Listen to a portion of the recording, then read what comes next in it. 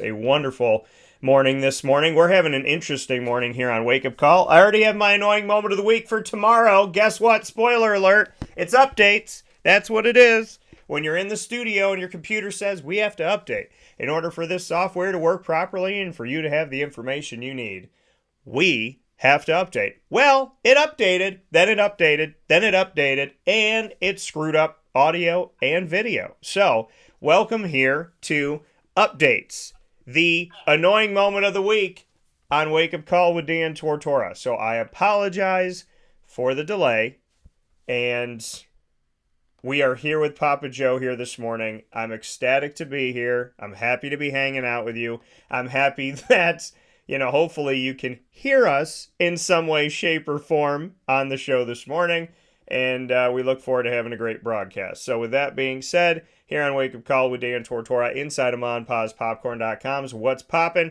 We are happy to be popping with Papa Joe this morning in the PJ Takeover that we have every Thursday on Wake Up Call with Dan Tortora, where sports truly meets that thing called life. So PJ joining me to speak on the Jacksonville Jaguars, the NFL, Major League Baseball, and horse racing. We're going to get into all of that this morning with Papa Joe, so it is my honor and my privilege to welcome him to the show. PJ, how we doing, sir? What's up, Daniel? I was just taking a nap. Yeah, you could have. You could have taken... That's too bad. That shouldn't happen to you. No, it shouldn't. It shouldn't. It's ridiculous, and it's stupid, and... I mean, it makes absolutely no sense to be in the position that this was in to do what it did this morning. So I don't know what its problem was and what's going on, but when things need to launch and recharge and do all this, it happened to me before when I was at the Score 1260 in Syracuse, New York. I came in to do the show, and it's like, oh, the computer needs to do a full reset. And then, it wouldn't let you do anything, and you had to do it, and it was, right at the beginning of the show. So, it's just crazy how this stuff happens, but that's technology, people. Remember that when you say, hey, I want to make a robot, or, hey, I think artificial intelligence should do things for us. Remember that technology is flawed, and you should not trust it to do everything. So, let's be smart about it, folks. Here with Papa Joe, we are worldwide. You can find us on Facebook.com/WakeUpCallDT. You can find us on YouTube.com/WakeUpCallDT and on WakeUpCallDT.podbean.com. So, with that being said, PJ and I have a lot to discuss. We didn't get to the Jaguars last week because we were talking about conference realignment, which was crazy, busy, insane, not making a ton of sense, yet here we are this morning with teams that are going to have to travel 2,500 miles or 2,000 miles, 38-hour trips, 29-hour trips. Craziness. And these are for conference games, Papa Joe. So any final, I don't want to say final note because the door's always open on realignment, but you were hearing some things we were talking about off the air. Let's get to that before we go to the Jaguars. I read something about the Pac-4, the AAC may want to merge. With a big question mark after that. That's probably just some putting and just putting something out there. Yeah. But the Pac-12 may want to bring in SMU, Navy, UAB, and Rice aren't they in the AAC? Yeah. So Rice just joined the AAC on July 1st. So they're already pulling him into the Pac-12, which really isn't a bad idea because. Well, UAB is in the middle. Navy's on the East Coast. SMU and Rice are on the West Coast. So I don't know what's going to happen. It's just, it's unsettling because I feel like they're taking advantage of the kids. I've always been a proponent. I want these kids to be educated. I don't care if you do it online, offline, upside down line. I don't care. If you're gonna travel all over the world to play football, then something's got to happen to the kids. Something's going to fall through the cracks, and they're not going to get their credits that they need to graduate. That's a big term for a football player, graduate. I don't know we have too many of them, but I'd like to think that Stanford especially. Stanford may be playing a tough game out there. they're in. They just got everyone by the couillons. I think they are extremely attractive, mainly because they're probably the best institution in the country. It actually graduates people, and all our scientists and everyone else. Your AI people. And Washington, I think, is the second one. Or is it California? No, it's Washington, yeah. Both of these guys are good institutions. They graduate their players. And whatever conference gets Stanford would certainly have a feather in the cap. Yeah. Well, and that's the thing is, who would have thought that Cal and Stanford would not have a home, as we're sitting here talking this morning. And, I mean, technically, they're still in the Pac, but the Pac has 4. In order to be considered a football conference, you have to have 8. And so for FBS, you have to have 8 schools within your football conference. So they would have to double that.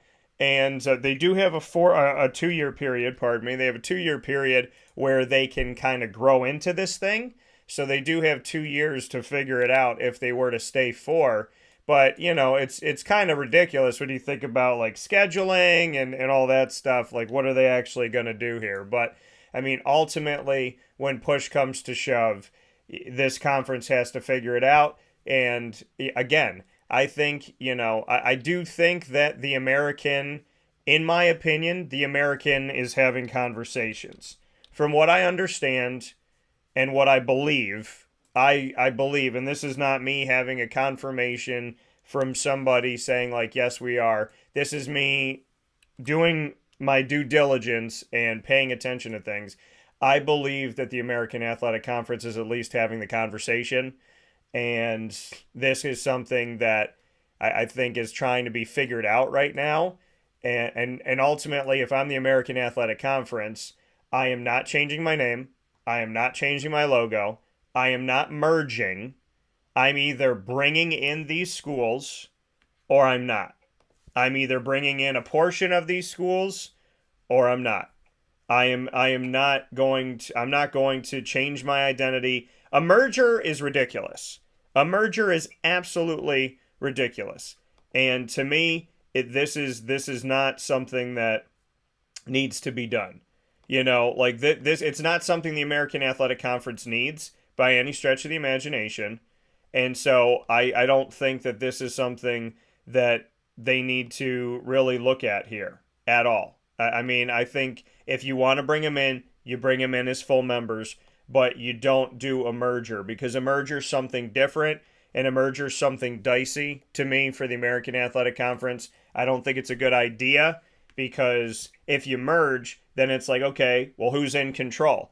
And usually when you merge, right, you merge 2 companies, eventually one company takes over the identity. And so I'm leery of the fact that the Pac has this name that some, people out there are like, well, I respect that name more than the Americans' name. That's not how I feel, but I know some people feel that way. And to put that out there and to put them in a situation where it's like, okay, well, we're going to merge with your conference. Your conference is going to save us. However, we're going to, keep our name and we're going to do this and you're going to change to us and you're going to conform to us. No, absolutely not. If you want to join our conference, you can join our conference.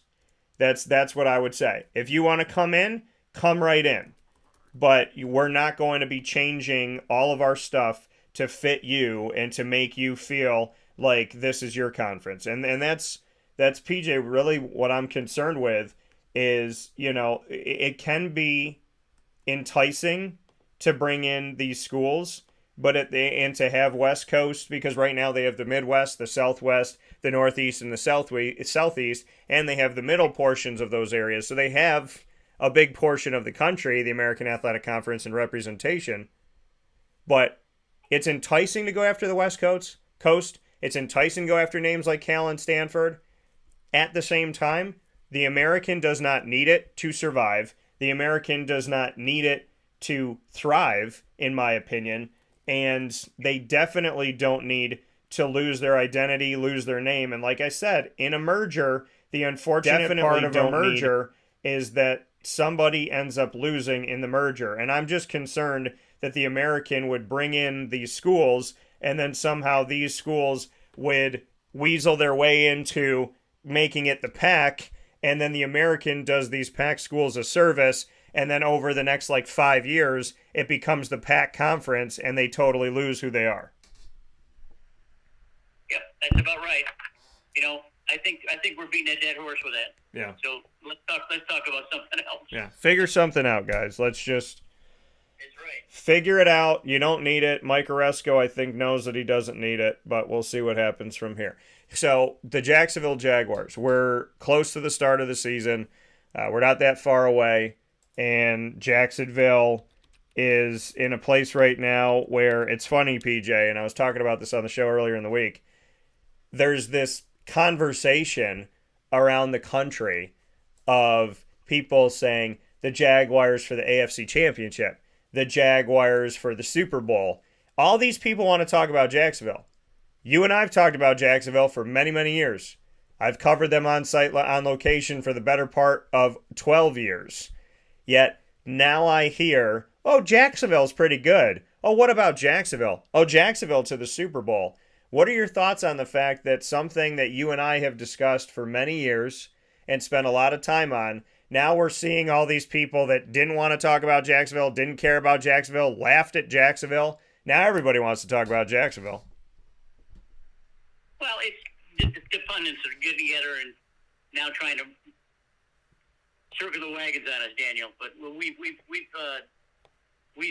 held with them steadfastly over the years, and let's face it, they do have a very good team. I mean, I think when we saw Pedersen was going to take over the team, we thought something was going to happen, and it sure as hell almost happened. And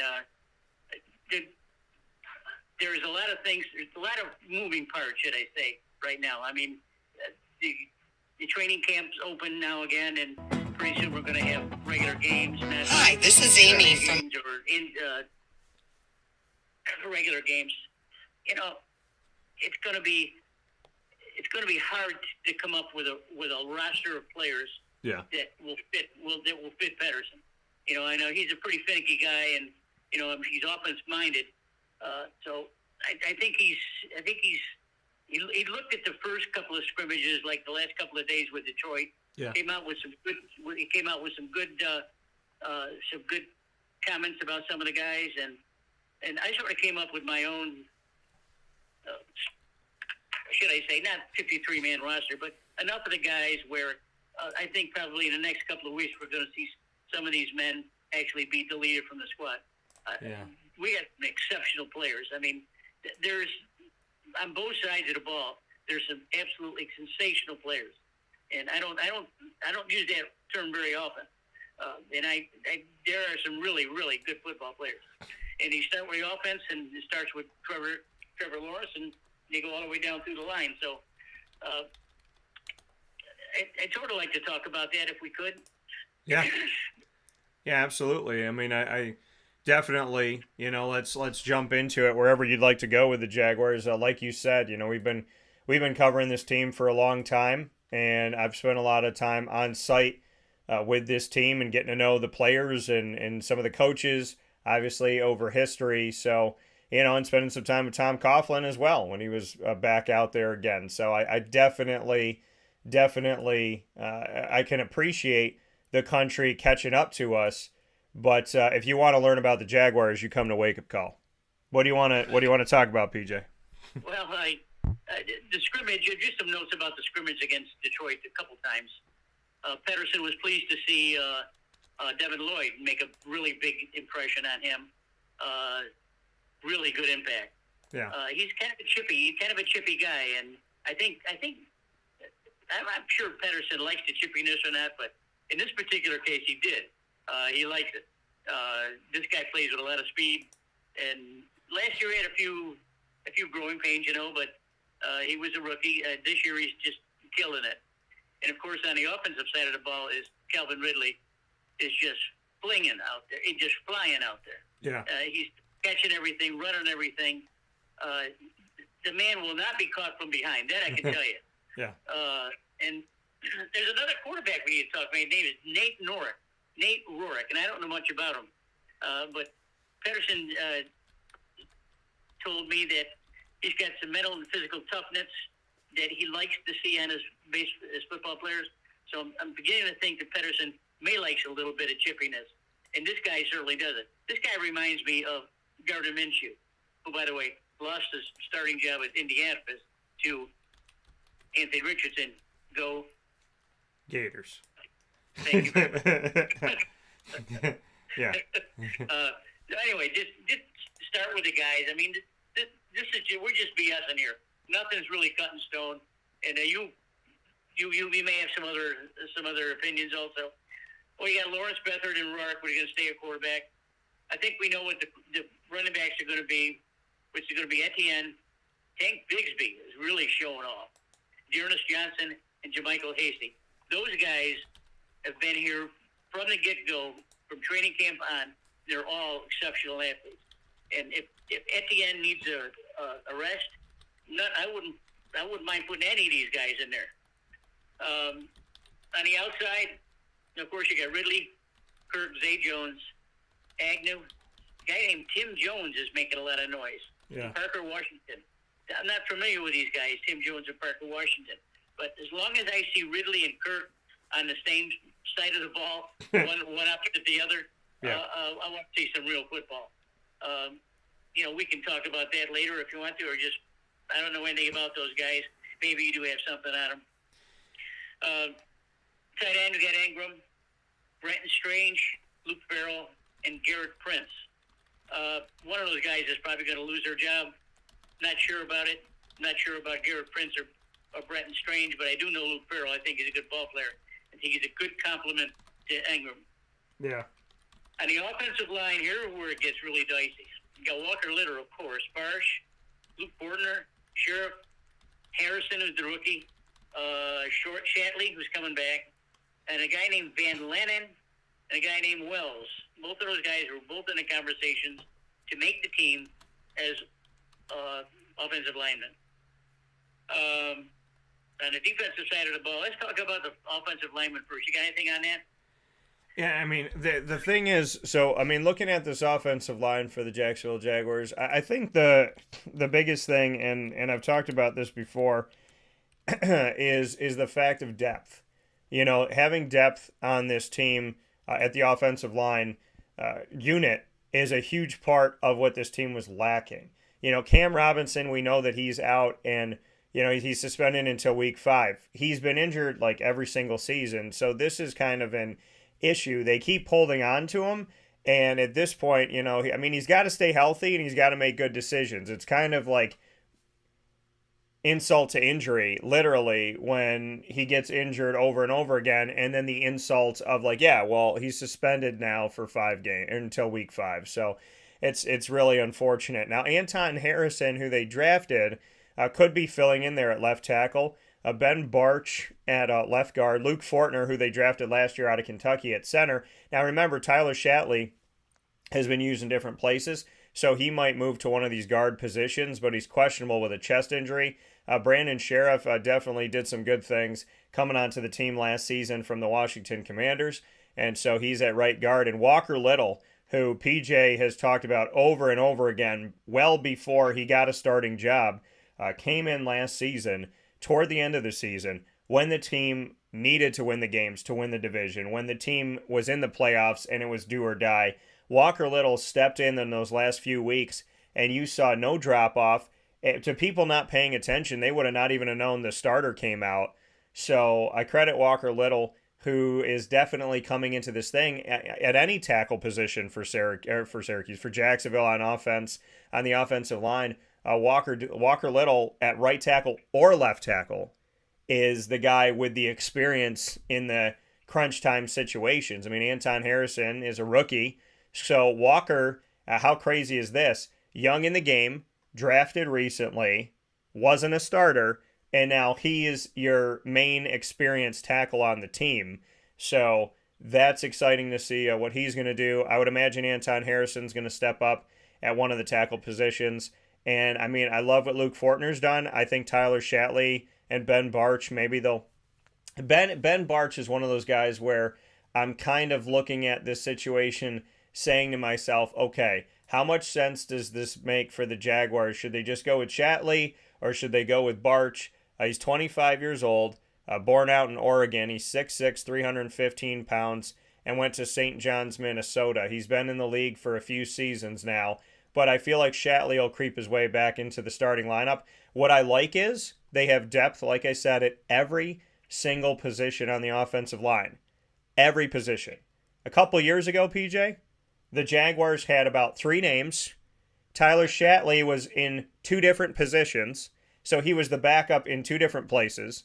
This season, there's no backup that's the same name at any one of the positions. They got 3 deep. They got, Coy Cronk, Cole Van Lanen, Bobby Evans, Darrell Williams, Samuel Jackson, Cooper Hodges, Josh Wells, Chandler Brewer, Blake Hance. They got a bunch of these names of guys trying to make the team. So I will give them credit that if for nothing else, the Jacksonville Jaguars have built depth where for the first time, well, last year they did this too, but even more so this year, these last 2 years have finally given me the opportunity to go to a depth chart for Jacksonville's offensive line and not see the same name copied and pasted, or in certain positions, just a dash line because they had nobody there.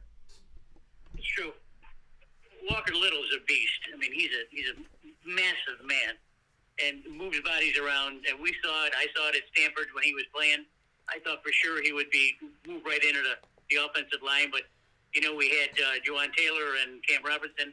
And there's an easy solution to Cam Robertson. Cut him. Yeah. Take the loss. See you later, Cam.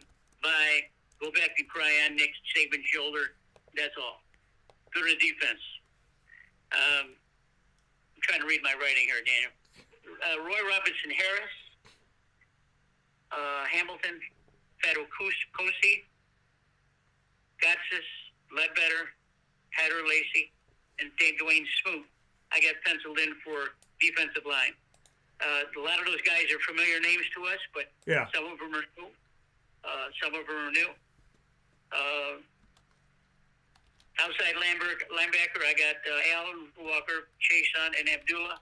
Of course, Josh Allen and Trevon Walker will be it. Period. Inside linebackers got Oluwakan. How about that? I said it. Oluwakan, Lloyd. Yeah. Ed Muma, Ventrell Miller, and Caleb Johnson. The quarterbacks, we got Campbell, Williams, Trey Herndon, Greg Jr., and Chris Broswell.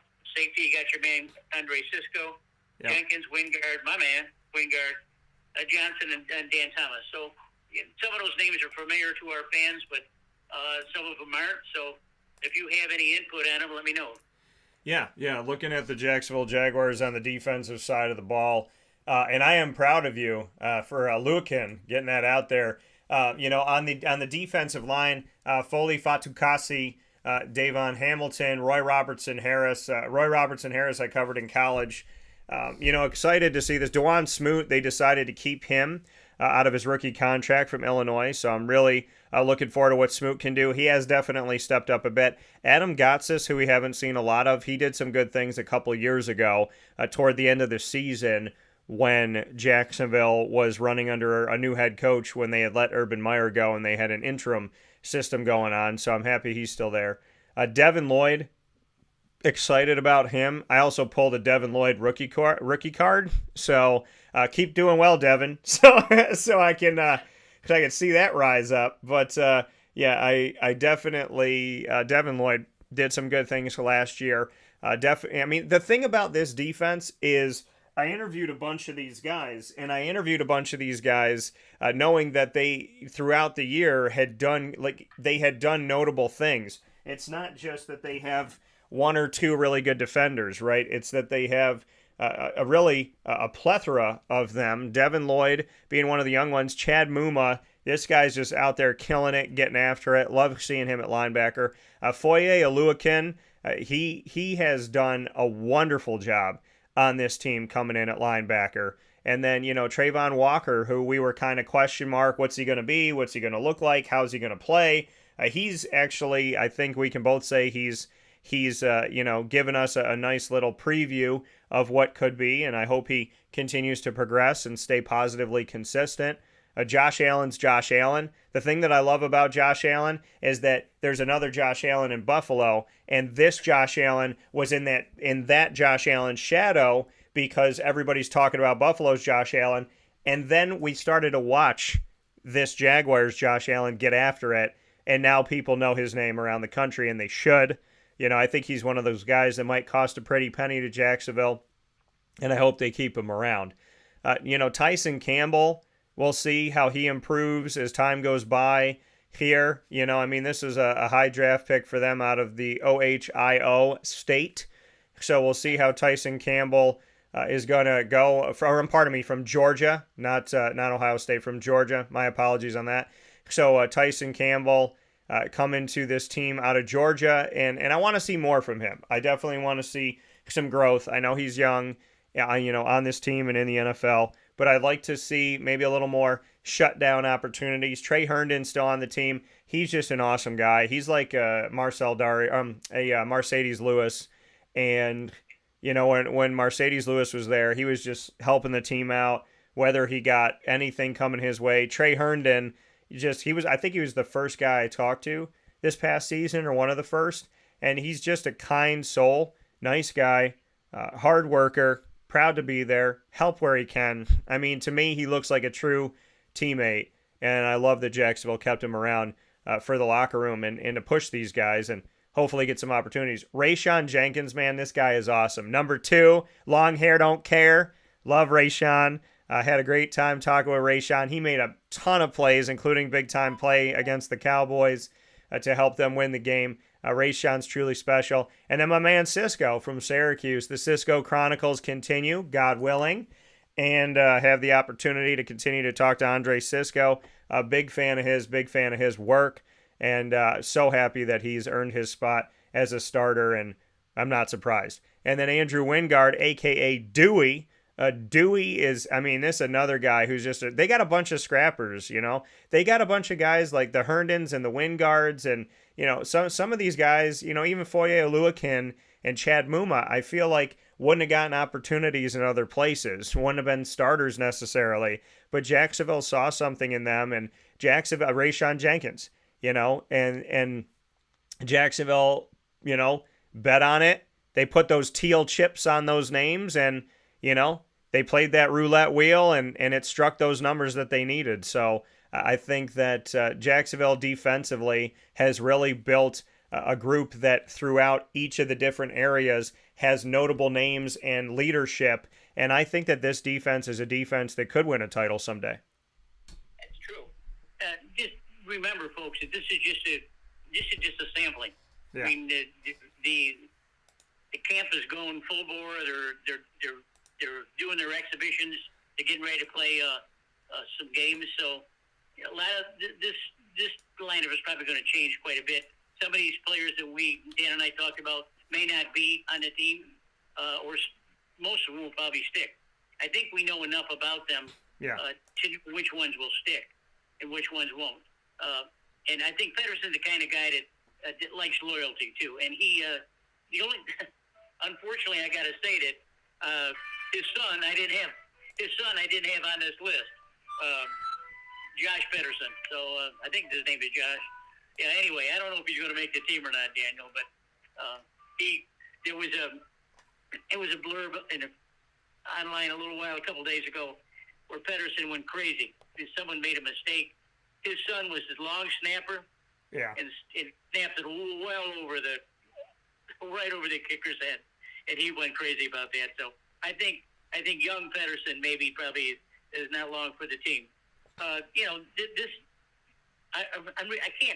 can't say it enough. I'm really excited about this team, and I haven't said that, and I haven't talked this way since Mark Brunell and his band of bandits that he had.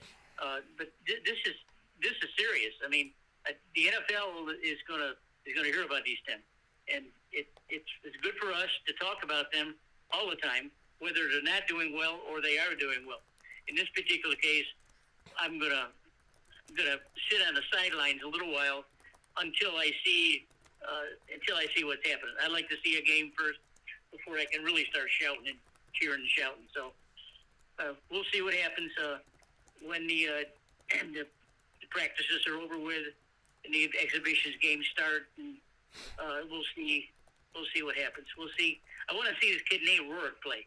Apparently, he's making quite a name for himself, and may even unsettle Bethard as second quarterback. So sort of like to watch a game with him playing.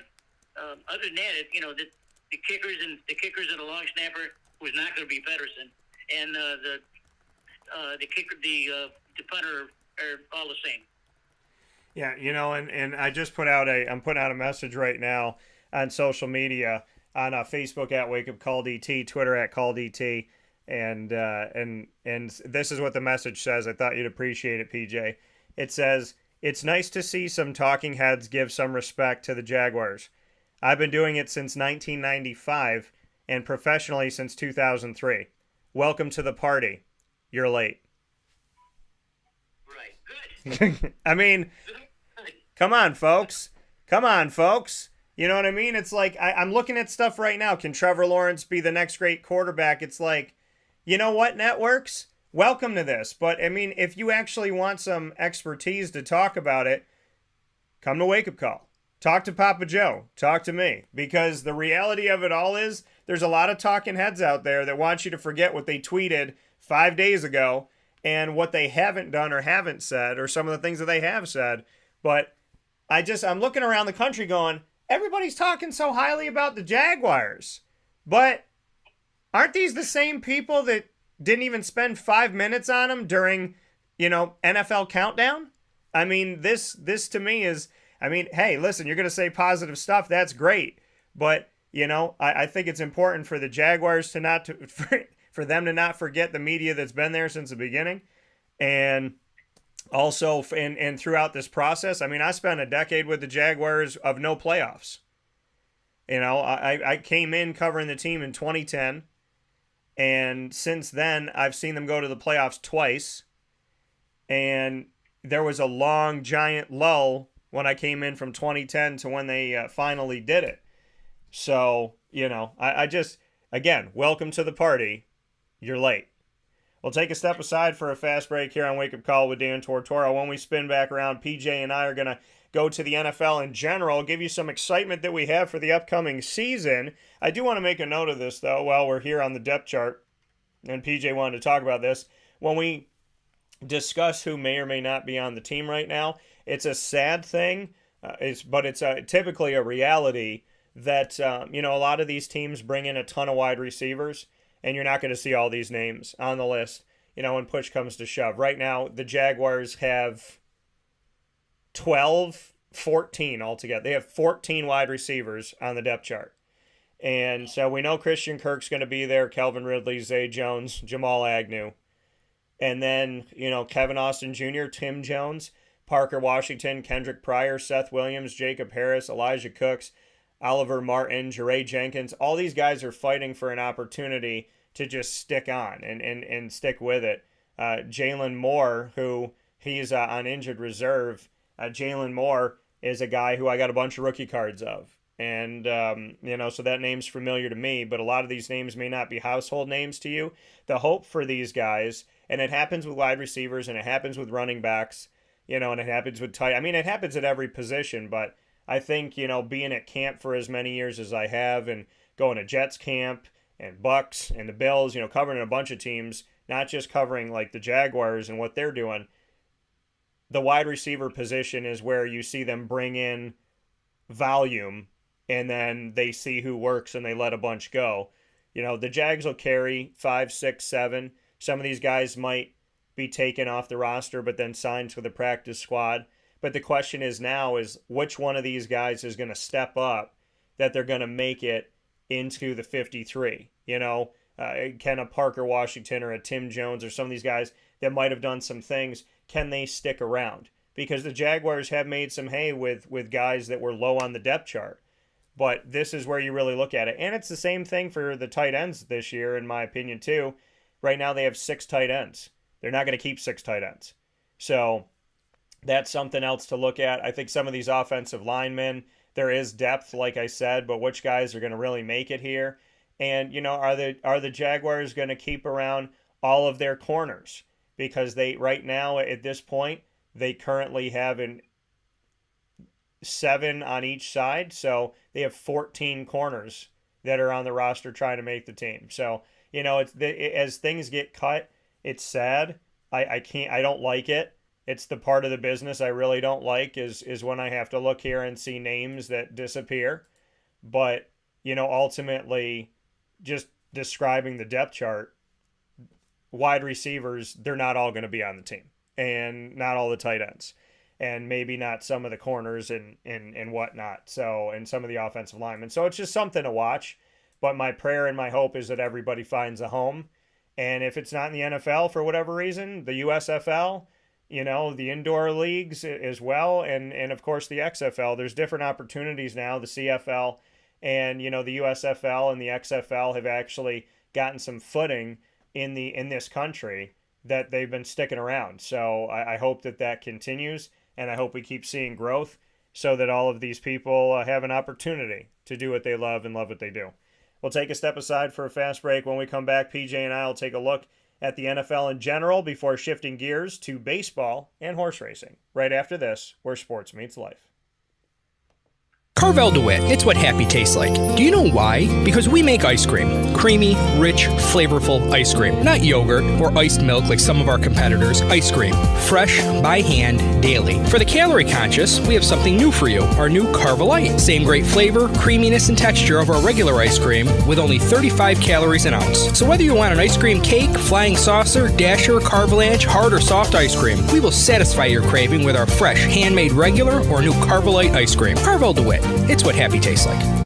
This is Jimmer Sikowski, owner-operator of Chick-fil-A Cicero, 7916 Brewerton Road in Cicero, right in front of the Home Depot.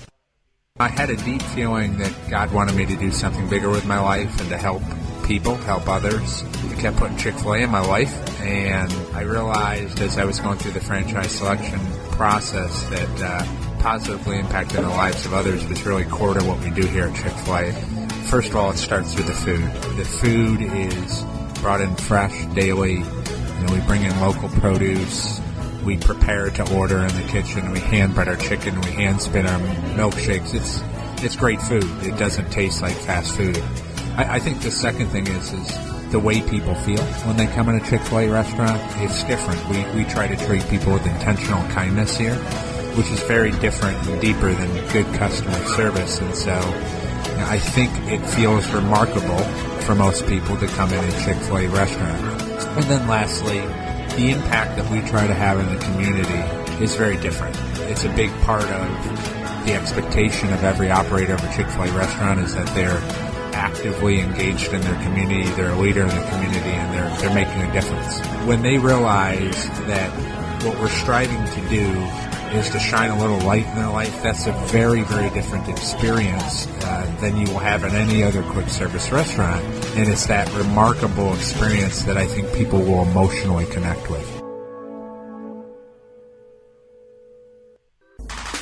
The Wildcat Sports Pub in Camillus, New York is located on 3680 Milton Avenue in the Home Depot Plaza. It is your family-friendly sports bar and restaurant. Folks, some sports bars aren't family-friendly. Some family-friendly restaurants are not sports bars. The Wildcat Sports Pub in Camillus, New York is proud to be both.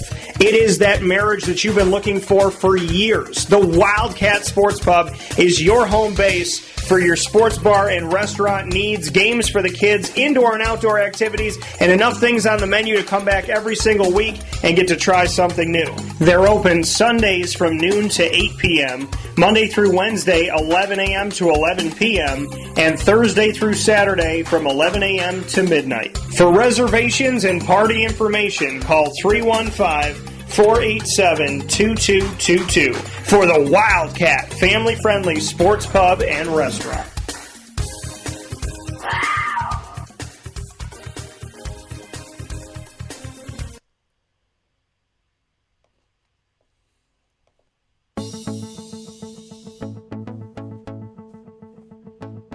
Avicoli's, located on the corner of Route 57 and Wetzel Road in Liverpool, New York, has been your trusted neighbor for decades. Located just steps from Liverpool High School, we're happy to have the Liverpool Warriors on-site, on-location broadcast at Avicoli's through Wake Up Call with Dan Tortora every single month, featuring student athletes, coaches, and administration throughout the year from Liverpool High School. Head out to Avicoli's today on the corner of Route 57 and Wetzel Road in Liverpool, New York, open Tuesday through Sunday for lunch, dinner, and drinks. We'd love to see you out there, and of course you can call them at 315-622-5100 for takeout, delivery, and catering. That's 315-622-5100, and also find them on myavicolis.com. That's myavicollis.com.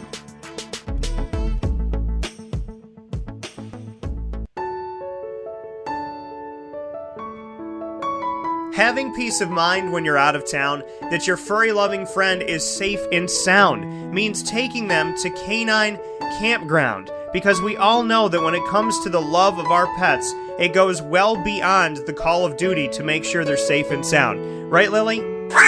So take a ride to 242 Johnson Street in East Syracuse, New York, and see Canine Campground and where your dog will be staying in the classic cabin, the executive cabin, the grand cabin, or of course the luxury cabin, because if you know Lily, you know she loves luxury. Now you don't have to wait to the last minute to find a family member or a friend that'll take your dog for a few days. Call Canine Campground at 315-299-4013. That's 315-299-4013. Their drop-off and pickup times are Monday through Sunday. Check K9campground.com for more information. That's the letter K, the number 9, and campground spelled with a K.com. K9campground.com. When you're going out of town, bring your dog to Canine Campground.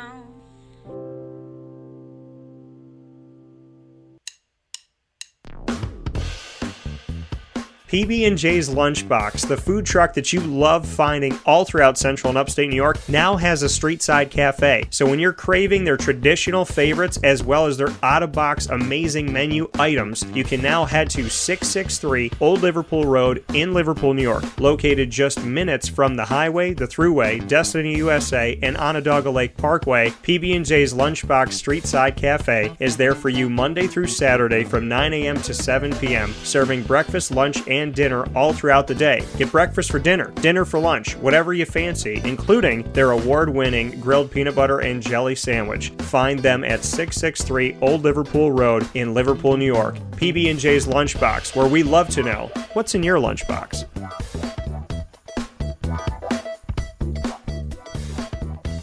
This is a special message from 317 at Montgomery restaurant owner Joel Carpenter. Open Tuesday through Saturday for your dining pleasure on 317 Montgomery Street in Syracuse, New York. We wanted to be a part of the resurgence of Syracuse. We saw a lot of money being put into bringing people back downtown and thought that, we'd like to be a part of that.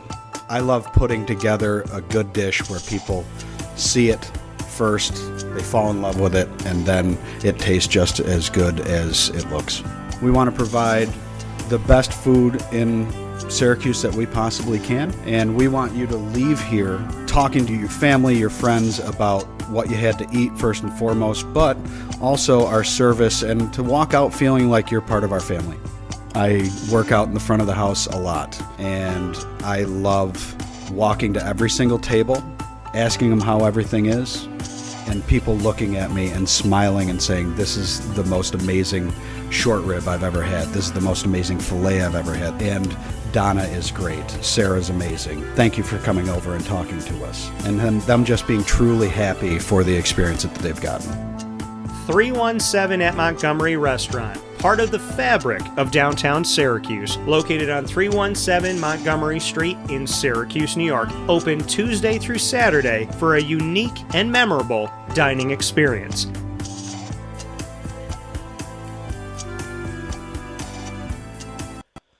Good morning here on Wake Up Call with Dan Tortora. Happy to have you here with us every Monday through Friday from 9 a.m. to 11 a.m. Eastern Time. Hope you're having yourselves a wonderful week. If you're having a great week, we're going to make it better. If you're having yourself a week, we're going to make it better as well. So whatever your week is doing, we're happy to be here with you, hanging out with Papa Joe. It is Thursday, which means it's the PJ Takeover, folks. If you have never experienced it before, you ain't ready. And if you've experienced it before, you still ain't ready. So happy to be here with you, Papa Joe. He's got some words here on college football before we jump into the NFL, PJ. So what was your other note you wanted to make here? Well, this morning I'm looking through, taking out some stuff I wanted to talk about, and I see the preseason top 25. I was gonna ask you about this. So okay, all right, go ahead. Oh, jeez. Yeah, go ahead. So I'm looking through it. I'm just gonna go down to the 10. You know I'm gonna talk about it. And same as you too. Number 1 is Georgia. Yeah. Number 2 is Michigan. Yeah. Number 3 is Ohio State. Yeah. Number 4 is Bama, followed by LSU, Southern Cal, Penn State, FSU, Clemson, and Washington. And Notre Dame checks in at number 13.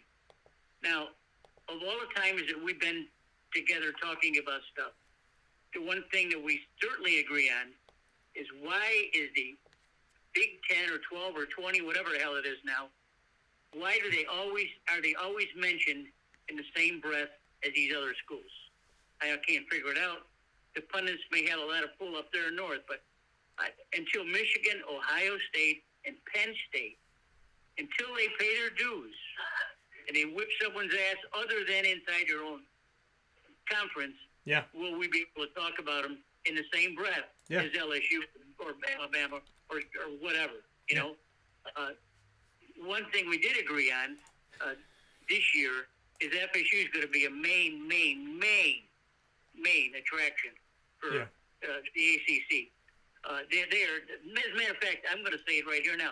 They have a chance of going undefeated, and that's after playing LSU in the very first game. So we'll go with that. But FSU comes in at number 8, and Clemson is 9, Washington's 10. So anyway, there it is, the Big 10. The 3 teams up there, plus Notre Dame at 13. Yeah. They don't belong, Daniel. No, it doesn't make any sense. And, it's funny because I was looking at this and I was thinking to myself, oh, should I send this over to PJ? And smart minds, we were both looking at it here. But, this it's something that I've said and I'll say it again. And apparently PJ wants to get me amped up this morning. But what have Ohio State and Michigan and Notre Dame recently and Penn State recently, what have they done? What have they done? Okay? You can't sit here and tell me that these rankings are for 2023. No, they're not. They're for every year. They're cut and paste. You don't even have to do that much work if you're doing these rankings. You just go, who was there last year? I'll move them up a spot. I'll move them down a spot. I'll keep them in the same spot. Who in their right mind has Michigan and Ohio State above Alabama? Are you on some type of psychedelic drug like Aaron Rodgers? Because it feels like it. And the other side of it is, you think that Florida State can't hang with Michigan? Really, bro? That's your thought? And USC? USC's done some things, but you think they're better than a bunch of these other teams out here in the country? You think USC can handle Clemson to be ranked a couple spots above them? I mean, if you want to this is what these rankings should be called. They should be called, here are my ignorant, naive picks for the season that I'm going to keep no matter what happens. That's what these picks should be called. I could put out a list. Syracuse is my hometown. Why don't I put Syracuse 1? Why don't I do that? I mean, there's coaches that I really, really think are fantastic people. Why don't I put their team at 2 or 3? Michigan and Ohio State. This is the problem with polling. It's not a fair system because the media is on the jock of the Big Ten and Notre Dame, and they copy and paste.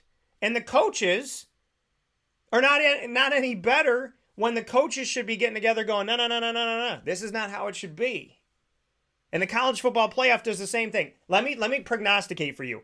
Let's take this tape, Papa Joe. This is Thursday, August 17th, 2023 at 10:13 a.m. Eastern Time.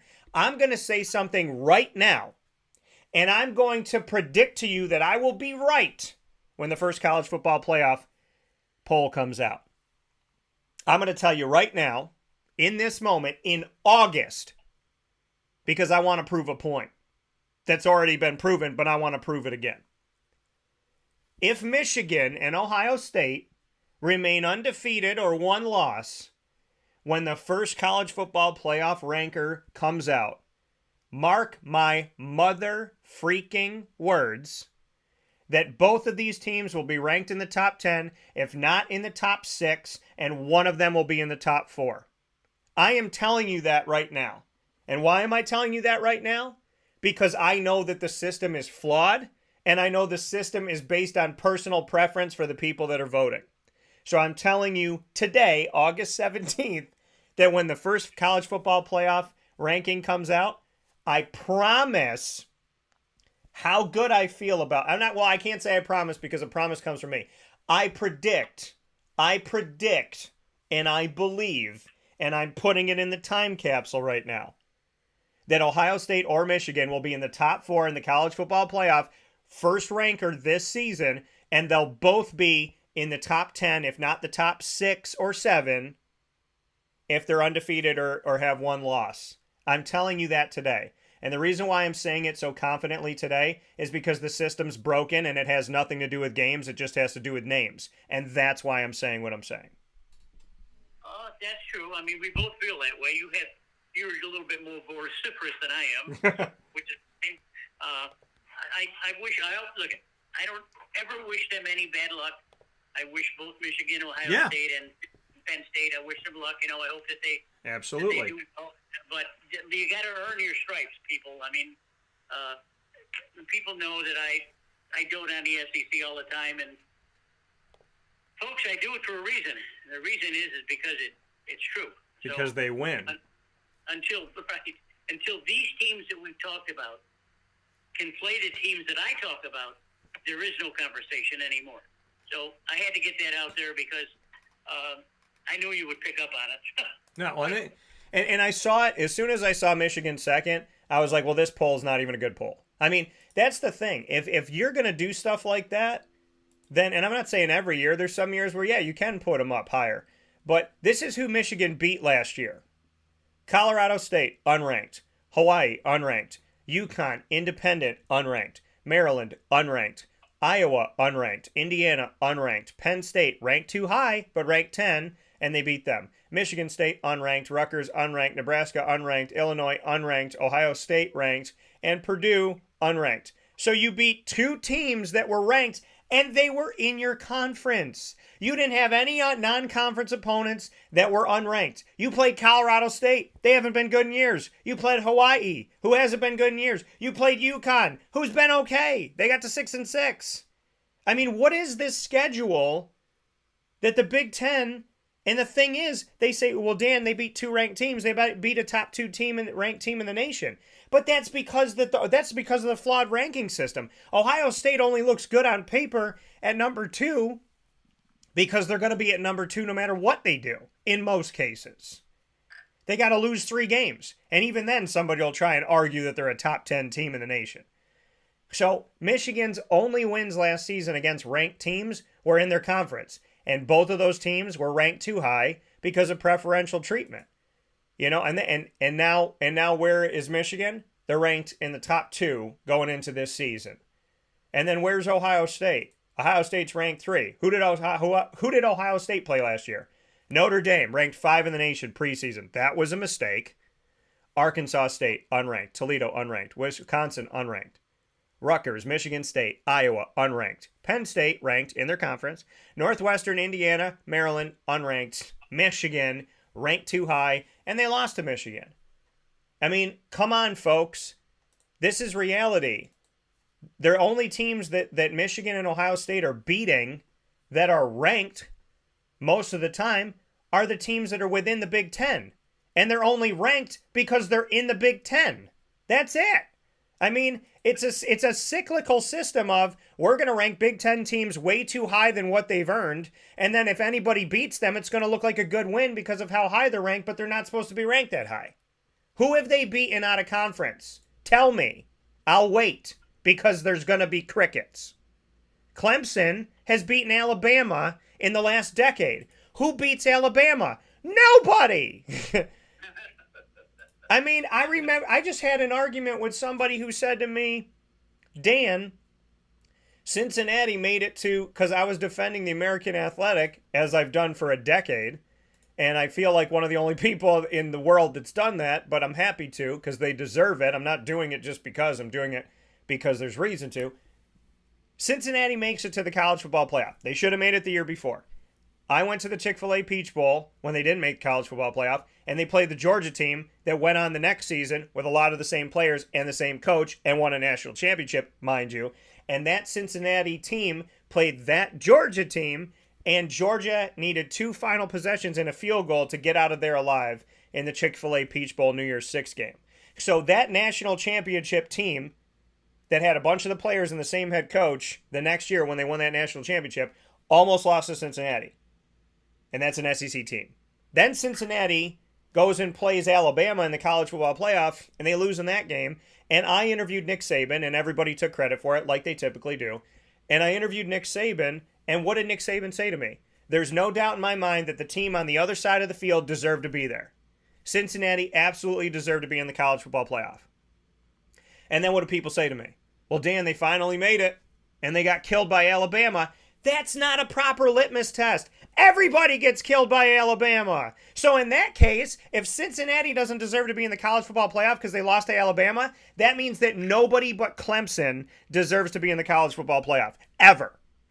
That means nobody. Washington, nobody. Washington, Ohio State, nobody deserves to be there except for Clemson and Alabama. You cannot tell me if somebody loses to Alabama that they don't deserve to be in the college football playoff, because then Alabama would be playing in the college football playoff against themselves most years.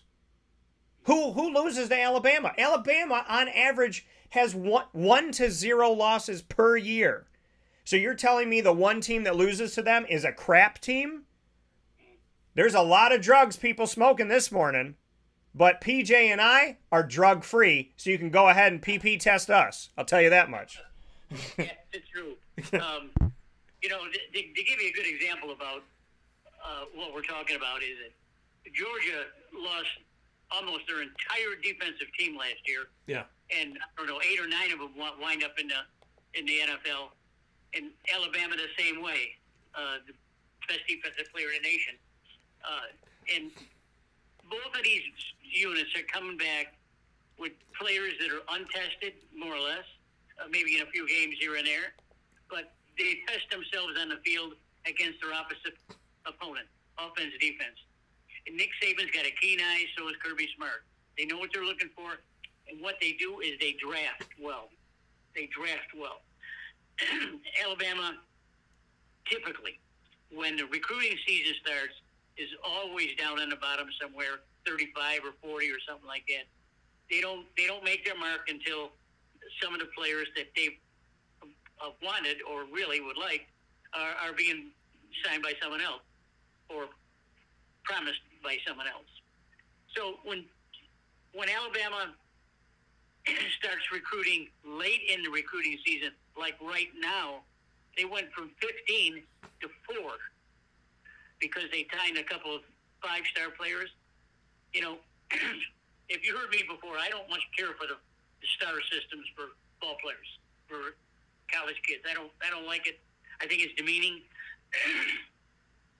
However, if you use that as a measure and you look at the 5-star and 4-star players on both of these teams, they're more than 75% filled with 5-star and 4-star players. Probably more than 75%. And this year, Florida's even got a couple. FSU's got 3 5-stars. Florida's number 4. Florida's number 4. Alabama's 5. FSU's 6. FSU's got 3 5-stars. That's where it's, folks. That's where it is.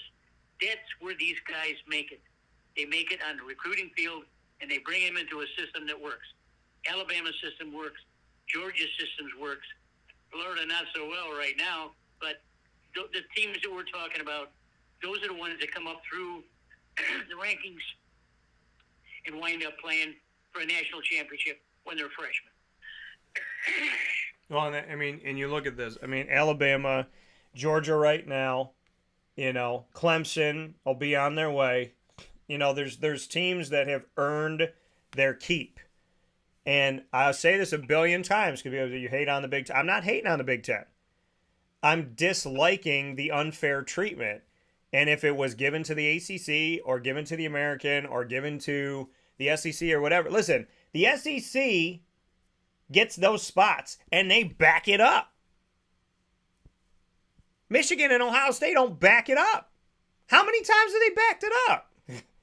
And now Florida State's better. They're coming. And what did PJ and I say? I'm reading it here this morning, sitting here in the studio. People are going, Florida State is for real. What did we say 3 years ago?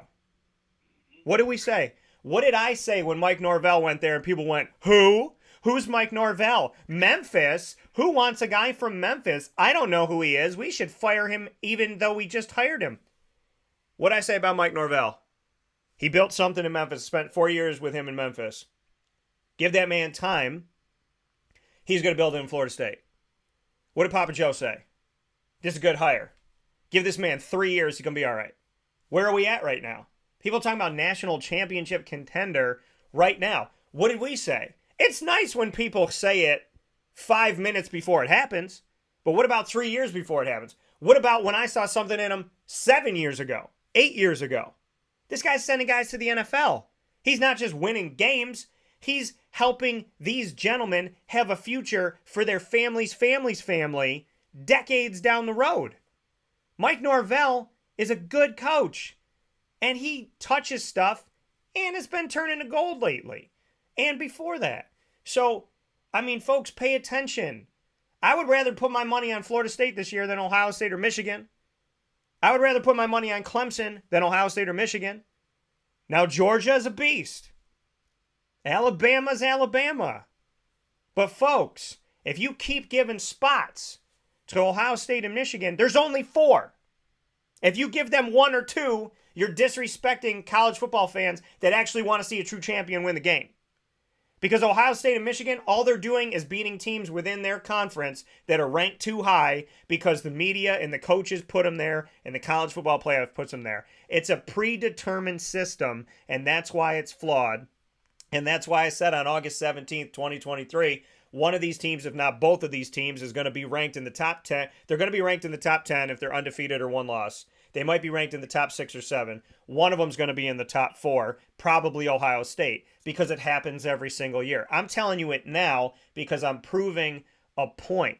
The reality of it all is, thank God the college football playoff is expanding, because I am so sick and tired of seeing teams get there because they sell a lot of jerseys and people know their name. If you want to go to where everybody knows your name, go to Cheers. If you want to go to college football playoff, give it to the 4 teams that earn the right to be there. Because there's a bunch of teams that should have played there before, and they didn't get to play there because spots were being held. It's like the college football playoff committee is standing in the middle of a spot in a parking lot, and you're trying to park your car so you can go inside, and everybody's going by seeing an open spot, and they go to pull in, and the guy goes, no, I'm waiting for somebody. That's what the college football playoff is. They're standing in the middle of the spot so that you can't park because that spot's reserved for Ohio State and Michigan. Let the teams go there every single year that earn the right to be there. If you're going to make it the same teams every year, then just tell us that. But if there's an opportunity to actually get in based on your body of work, Ohio State and Michigan wouldn't have made it as many times as they have. And that's just the truth, even if you're a fan of those 2 teams. Right. Okay, good. Got me amped this morning, PJ. Angry. I know. I didn't mean to get you going. I'm again, pumped. but, No, it's good. It's good stuff. This is good because it's true. I want to cover a little bit of horse racing before we get into baseball or whatever else we got to do. Yeah, jump in there. Go ahead. Last week I didn't do that. Yeah, go ahead. As the listeners know that I'm a big horse racing fan, proponent, of course. And for 2 months out of the year, the very best racing in the world is conducted at Saratoga. Not very far from you guys there. Now, in saying that, when you have a 2-month meet, like they call it meet, put on by NYRA, New York Racing Association, Yeah. and you have the very best trainers, the owners with the most money, and the jockeys that are the best, period. They all converge on Saratoga for 2 months. Now, it's great to watch. It's wonderful. It's very difficult to handicap because you got guys coming in from all over the country. You got horses coming in from every which way just to taste the money that Saratoga offers. This Saturday, another great day. They're going to give out $1,832,000 in purses because the best horses are racing for the best money. Now, just give you an idea of what's happening over here. Irad Ortiz is the best jockey in the country. He's leading the standing at 34 wins. Second is Luis Saez, who's the second best jockey in the country. And third is Tyler Gaffalione at 24 wins. He's lumped with a bunch of guys that are 4th, 5th, 6th, and 7th. Chad Brown is leading the trainer standings at 23. This has always been his own playground. He lives in Saratoga. He was raised in Saratoga. Linda Rice has 19 wins. Todd Fletcher's got 17 wins. We still got time to go before the rest of these guys make their mark. This Saturday, we got the 3-year-old fillies on display. The 3-year-old fillies are going to race in the Alabama, which is the grade 1. They're going to race 1.25 miles on the dirt for 3 fillies.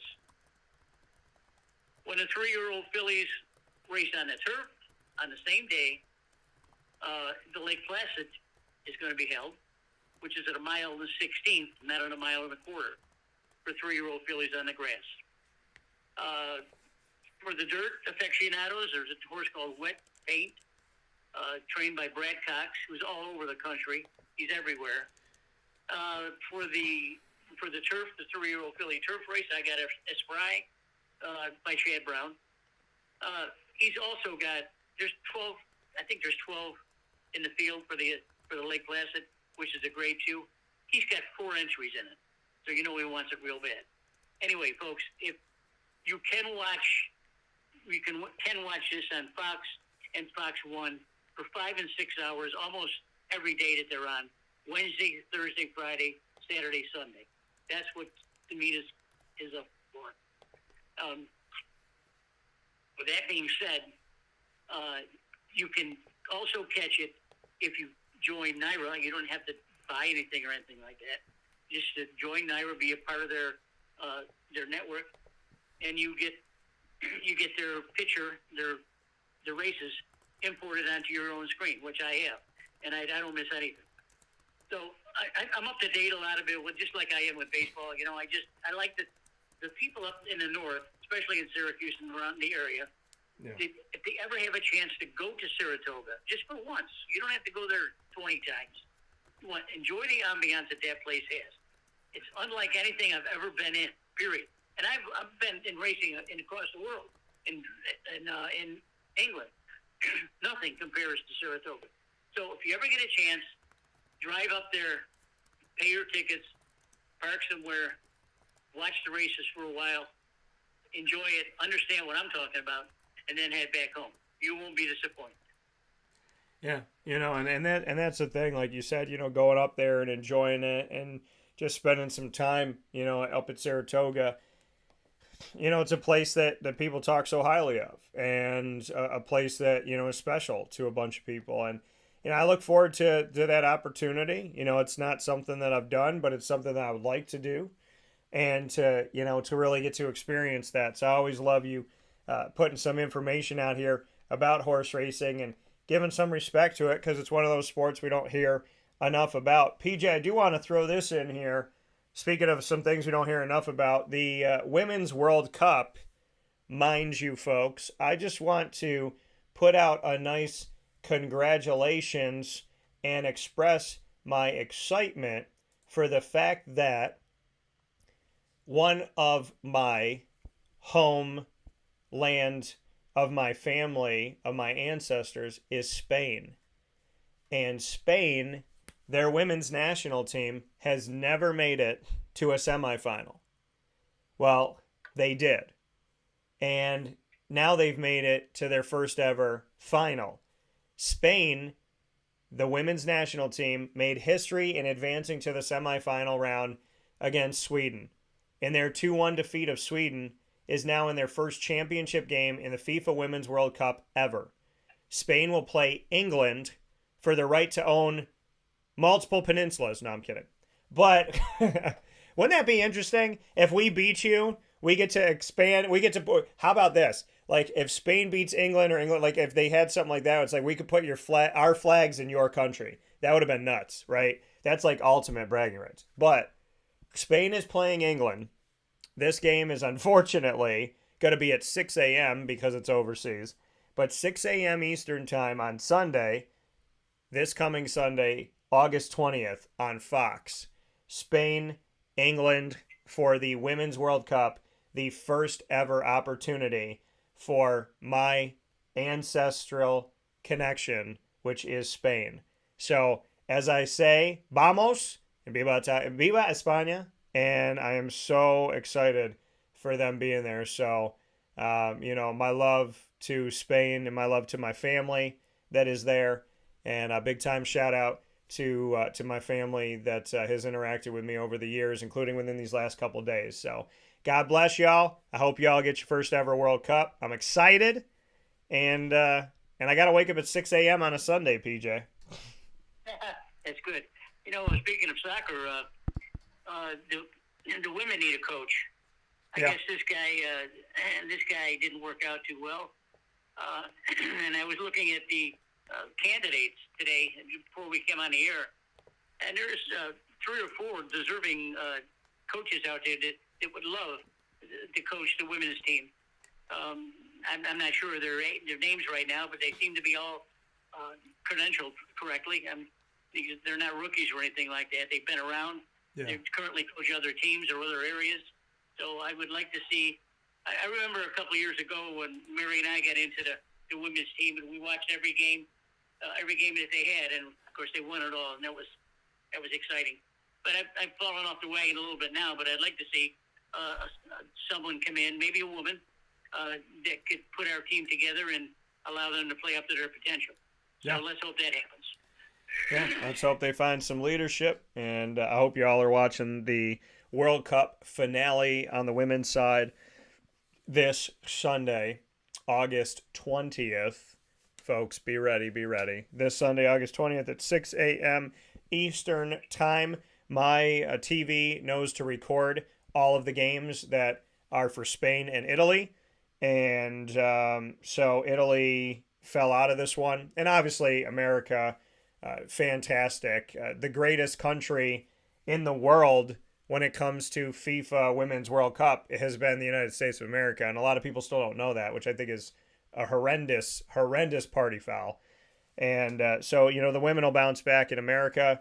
And then, shout out to my family in Spain and Italy. And that Spain is playing for a World Cup championship for the women's side for the first time ever. So no offense to England, but viva España. I mean, I got to be real about it, baby. That's heritage. That's heritage. Blood is blood. So, but if England wins, obviously, I'll be happy for them and respect them as we always do. And may the best team win. And Lord knows what I'll be dressed up with on Sunday morning. So I'm really excited, really looking forward to it. PJ, before we jump to baseball, let's go into the NFL in general. You and I next week are going to, I'm going to tell you this now, you and I next week are going to give our divisional champions and we're going to do a prediction. So we're going to predict the winners of each of the 8 divisions in the NFL next week. And on top of that, we're going to predict what happens in the wild card and the play. We're going to do a full divisional champion and playoff prediction for the NFL preseason. And we're going to do that next week. And God willing, we're going to do that in the same room. Right. Yeah, that'd be fun. So let's not do that today, but what are your thoughts? I mean, we talked about the Jaguars. What other thoughts on the NFL do you have going into this season? I asked this to Eric Kroom yesterday, and he had like one big thing on his mind that we spoke about, and I don't want to load the question by saying to you what that exactly was, but what are your thoughts as we step into this season? What storylines, what team moves, where players are now, jersey switches, coaching, whatever. What things are on your mind besides the Jaguars this season in the NFL? Well, there's a lot of stories out there. I don't think most of them are worth talking about because it really is early. Yeah.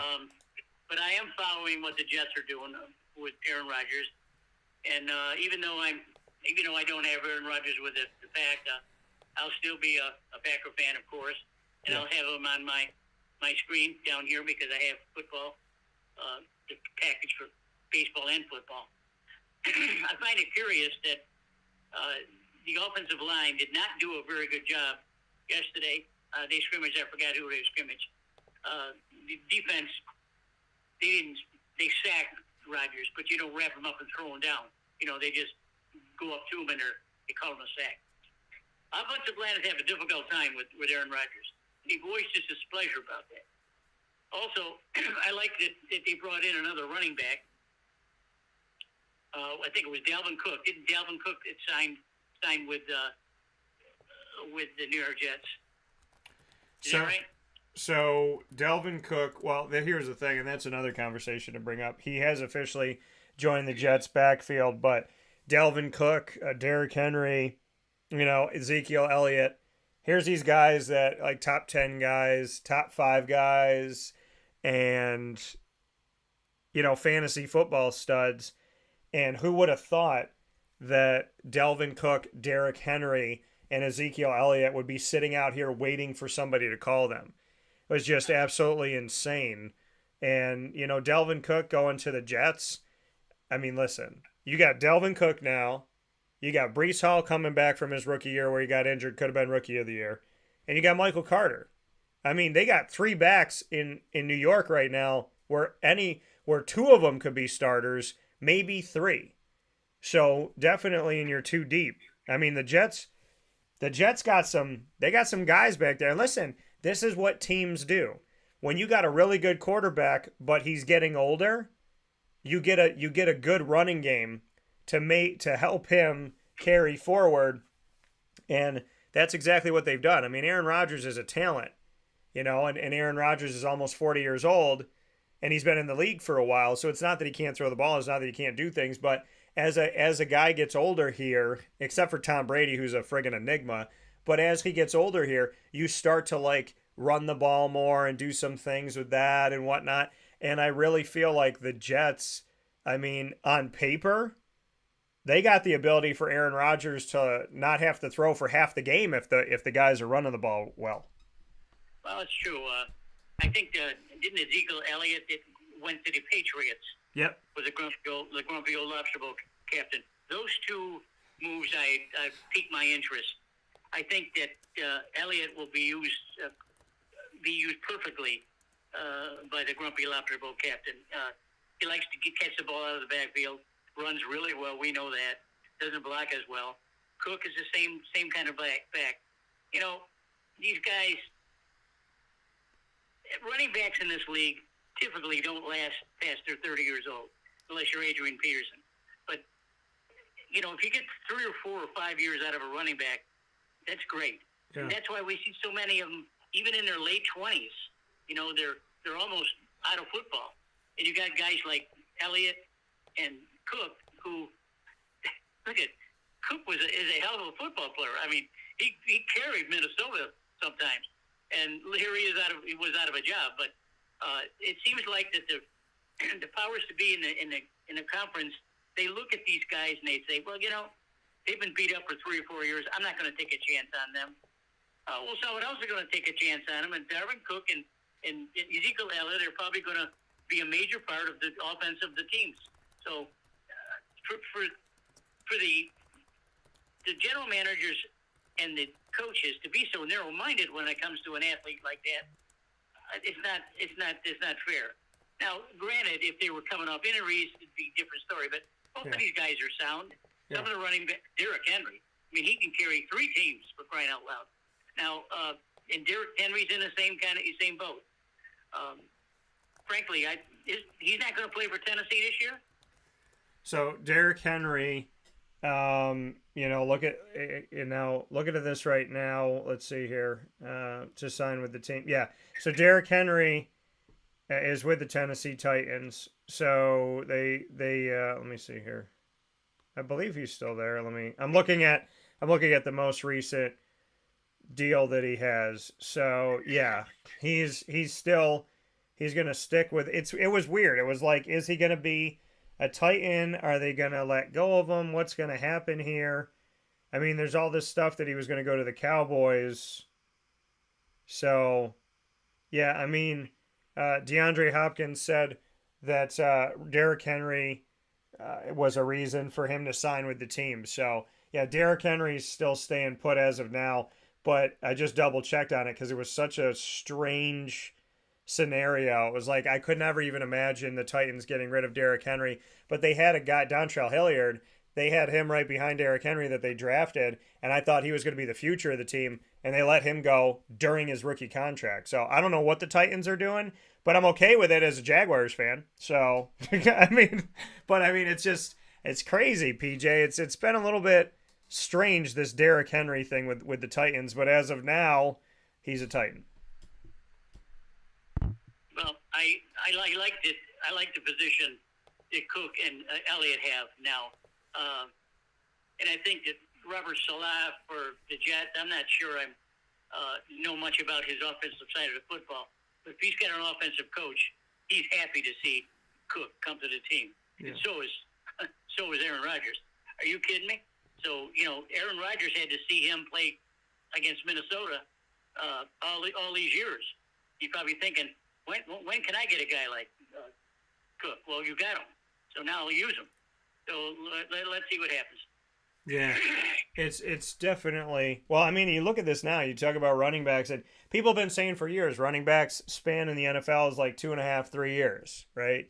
And not like it used to be with Emmitt Smith and Marcus Allen and, so on and so forth. But when we look at who's available right now, some of these names are crazy. Leonard Fournette's a free agent. Kareem Hunt's a free agent. Mark Ingram, I know he's later on in his career, but he's a free agent. Rex Burkhead, Giovanni Bernard, Dontrell Hilliard, who I mentioned, all free agents. These guys are sitting out there. Now, there's a list. There's more than those names on there, but those are the names. I mean, Leonard Fournette, top 10 draft pick with the Jaguars, won a Super Bowl with the Bucs. I thought he resurrected his career. He signed a 1-year deal with the Bucs, then a 1-year deal with the Bucs, then they extended him to a 3-year deal, and now he's a free agent. Kareem Hunt got in trouble with the Chiefs. The Browns signed him. He was a great 1-2 punch with Nick Chubb. Now he's been sent out to pasture. Mark Ingram was with New Orleans with Alvin Kamara, and it was a great 1-2 in the backfield there as well.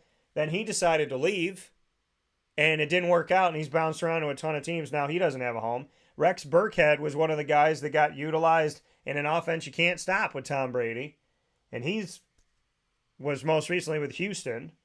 Giovanni Bernard was in Tampa, and you thought that maybe he'd stick on there. And Dontrell Hilliard, like I said, I mean, this guy's young in his career, and Tennessee just sent him out there. I mean, PJ, it's strange. And this list had Delvin Cook on it, and this list had Ezekiel Elliott on it. Now, do I believe that Delvin Cook is better than Ezekiel Elliott? If I'm a GM and I'm going to make a choice between the two, I'm picking Cook all day because Zeke hasn't, really risen up to maybe the expectations, and maybe the expectations were too high. I mean, you're in Dallas, the expectations are always high. But I don't know. I'm not going to put money on Zeke if I have a choice between Zeke and Dalvin Cook. But at the same time, it's like, look at this list, Papa Joe. This list isn't just like 4th and 5th string guys. This list is starting running backs. This list are guys that have been on teams that can, vie for the playoffs and try and win championships. And they're sitting out here waiting for a job with a few weeks to go before the season. That's right. And there's a lot of good names you said there. They'll find a spot somewhere, but it'll be probably for a year or so like that. Yeah. Or like a rent-a-pack or something like that. But, you brought up an interesting point. There's a good deal of running backs out there that are in the same age group that we're talking about. And I think it's the way the powers that be is the way they think about a running back. They take so much punishment that if you can get 3 or 4 years out of someone, that's fine. Then you let them go and let someone else have them. But that's not right. It's not nice, but it's a bottom line business. So, but I look for Dalvin Cook to really shine for the Jets. I think that's probably one piece of the puzzle in Salah's offense that I think he was looking to do, and he's got it. Yeah. 1-year deals, criminal to me for these guys, but hopefully they'll find some homes here. But again, I mean, it's just strange that it's happening. It's strange the timing of it, because we've been saying for years upon years, running backs, have 2.5 to 3 year, NFL span. And yet people were drafting them, picking them up, giving them long-term deals. And now they're not. And maybe this is remnants of some of those, big deals gone wrong. Maybe these are remnants of Devontae Freeman. Maybe, these are remnants of Todd Gurley changing the market and then disappearing. That this could be the aftershock of the Todd Gurley contract that didn't work out.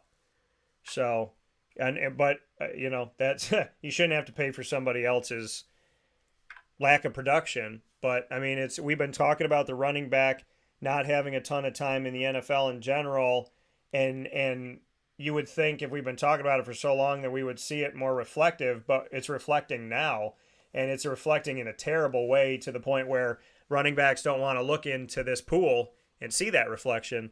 And, I'm sad for them, but I hope things get better. And, Zeke, Delvin, Derrick Henry, I hope you prove them all wrong.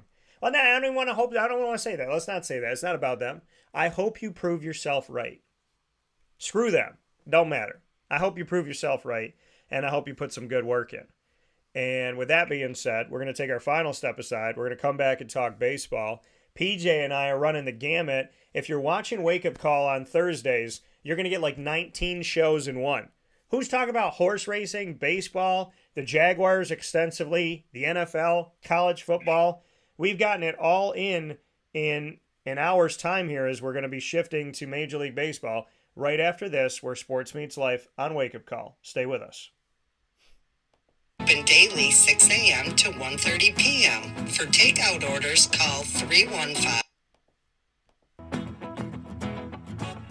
Hi, this is Amy from Mother's Cupboard, home of the whole frittata. We are open daily 6 a.m. to 1:30 p.m. For takeout orders, call 315-432-0942.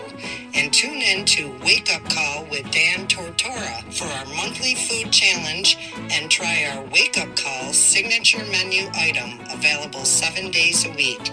Here at Mother's Cupboard, we are Central New York, and it's our honor to serve you. Ma and Pa's Kettle Corn and Popcorn Factory remind us that every day is worth celebrating. Find them at 201 Old 7th North Street in Liverpool, New York. Open Monday through Saturday in-store and all the time online at maandpaspopcorn.com. Serving our Central New York community and beyond, you can order all throughout the country at maandpaspopcorn.com. And remember to get your tins, which have in-store half-price refills forever. Ma and Pa's Kettle Corn and Popcorn Factory, available to you for fundraising and all of your events by calling 315-450-6272. That's 315-450-6272. Ma and Pa's Kettle Corn and Popcorn Factory. How corny are you? This is a special message from Merritt Brady, owner-operator of Chick-fil-A Watertown on 1290 Arsenal Street in Watertown, New York. Chick-fil-A for me has always been about the people. I think it starts with the strength and leadership of the Cathy family. It's just amazing to see a family-run business reach the altitude that they have. Second mile service is something that we embodied at my previous business, and the ability to make people feel like they're the only person at your establishment, that you are there to serve them that day and looking for those extra ways to make them happy, to anticipate what they need next is what makes me tick. And I'm going to have so many opportunities at Chick-fil-A to do that. It's one of my favorite things to eat in the world. My favorite application question or interview question when I'm interviewing is when I get to, have you ever eaten at Chick-fil-A? And a smile hits both their ears. You know, they can't even answer the question for a second. And when I see that, it's like, man, that's going to be a great hire. They already get it. They already feel it. They already know that we're different. The Chick-fil-A experience, it's a real thing. And then, of course, just our generosity and community involvement and making a positive impact in the lives of our team members, our guests, and the community in general, I think is really the secret sauce.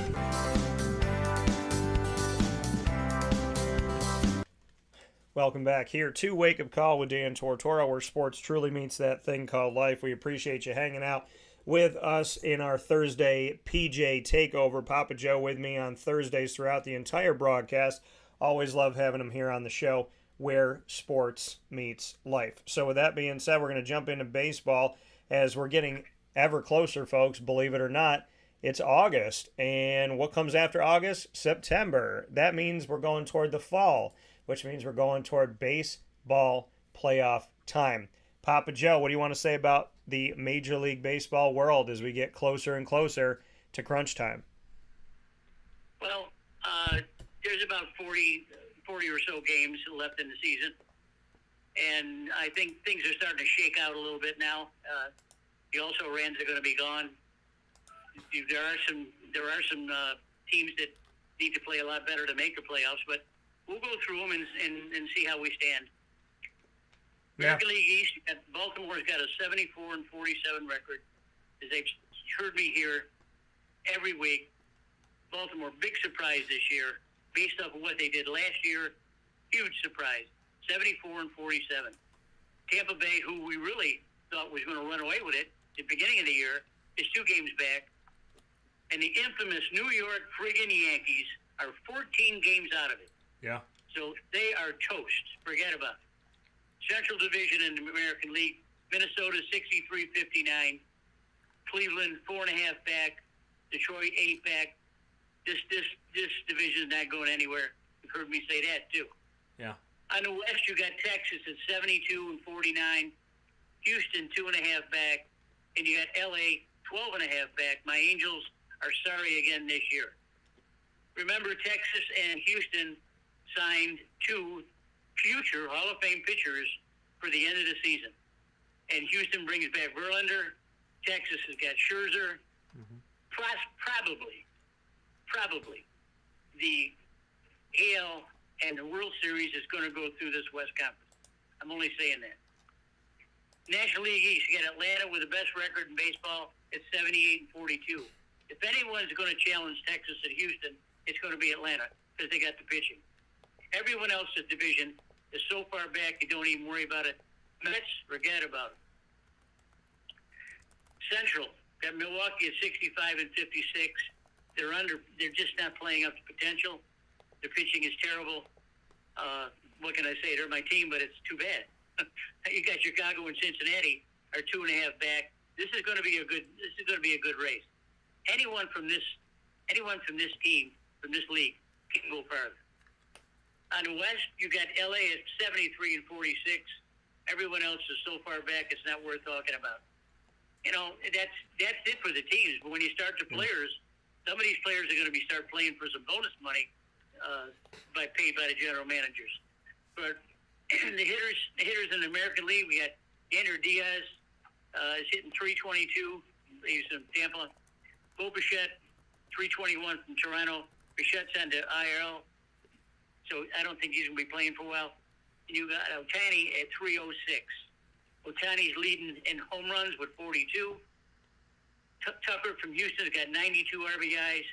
Garcia from Texas has 91, and Otani has 85. I said this last week.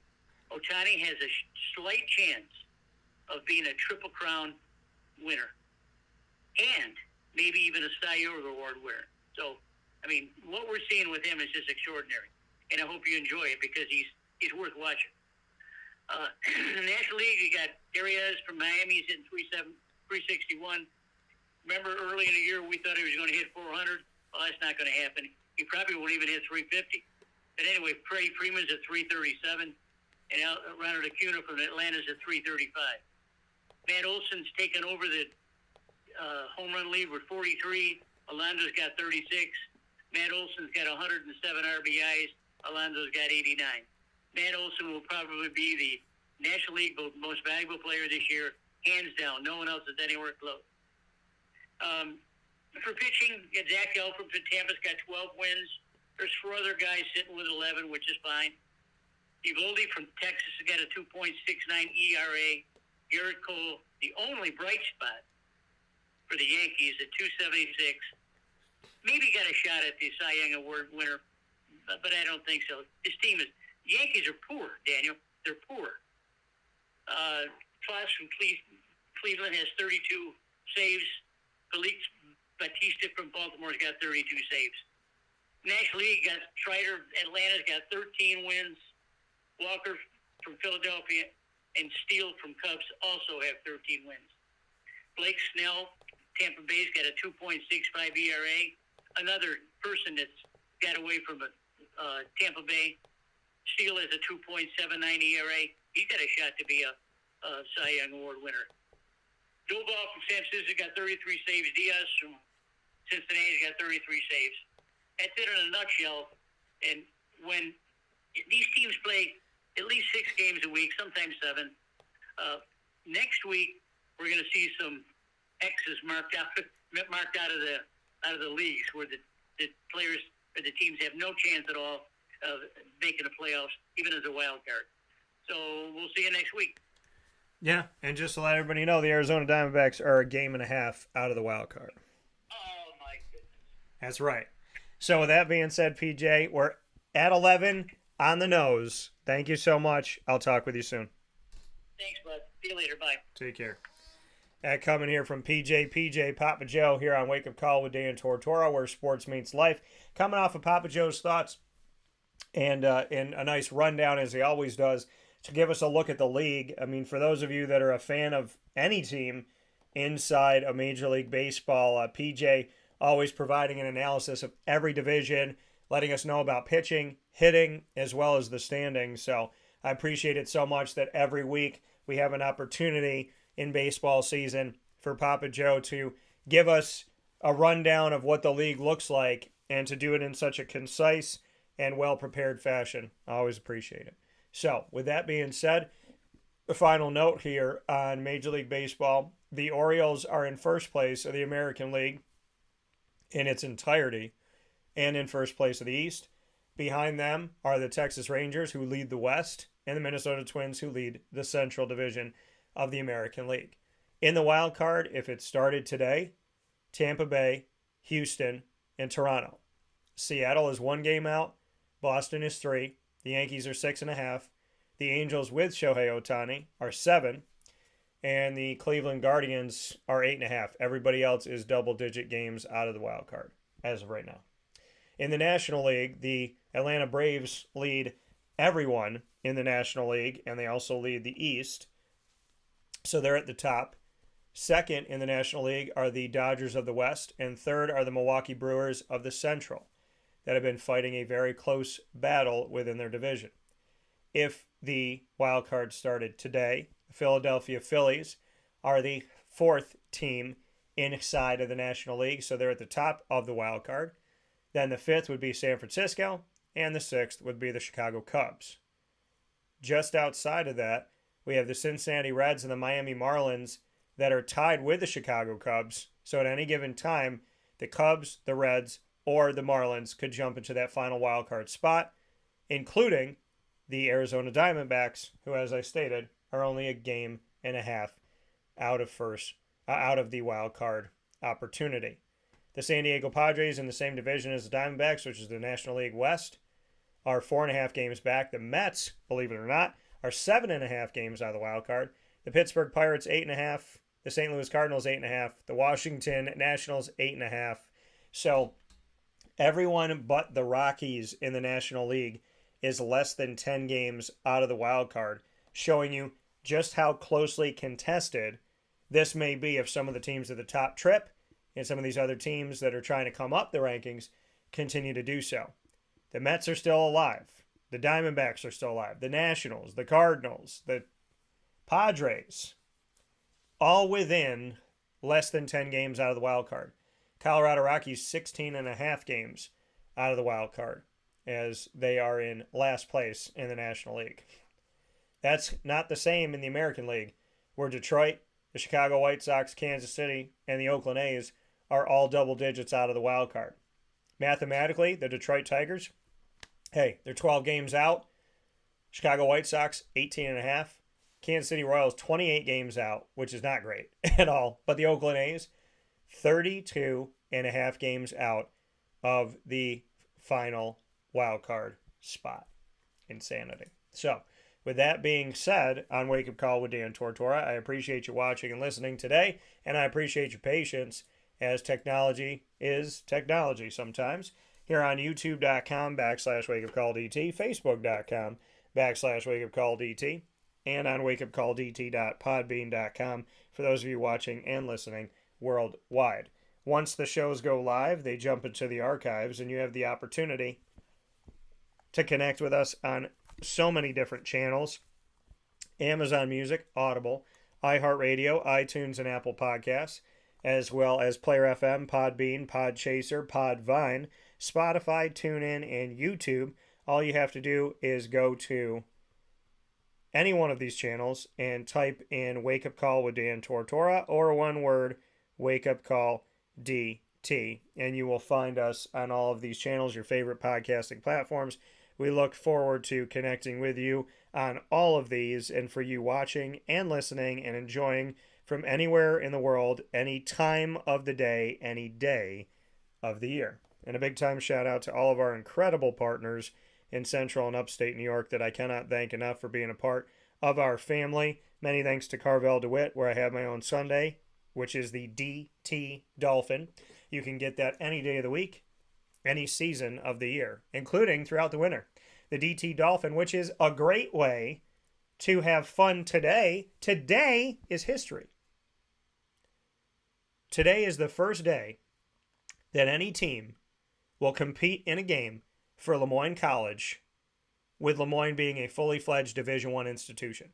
Women's lacrosse and baseball have been D1 programs, but Lemoyne has never been a D1 institution.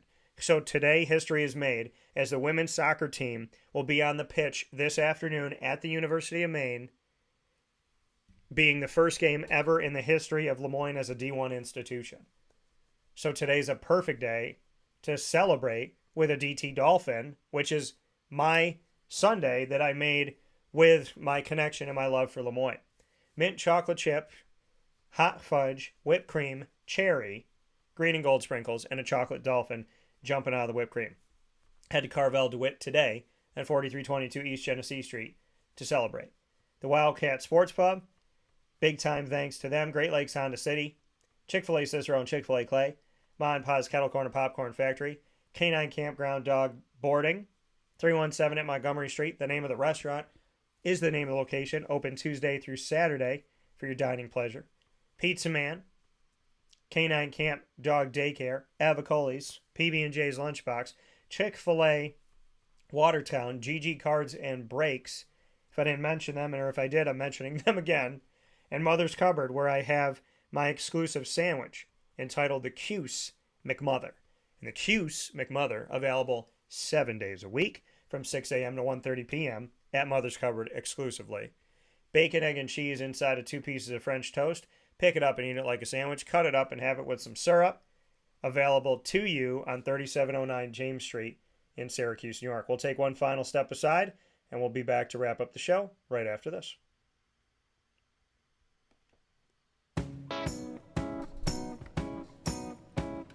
In these unique times, there are those in our community that give us a sense of normalcy and positivity. Pizza Man on 50 Oswego Street in Baldwinsville has been here for you for over 35 years and is here now. Call 315-638-1234 or order online at pizzamanbville.com to bring those familiar tastes into your home. And remember to come see our monthly on-site broadcasts centered around the community and our Baldwinsville Bees. Pizza Man in Baldwinsville. Any way you slice it, they are always here for you.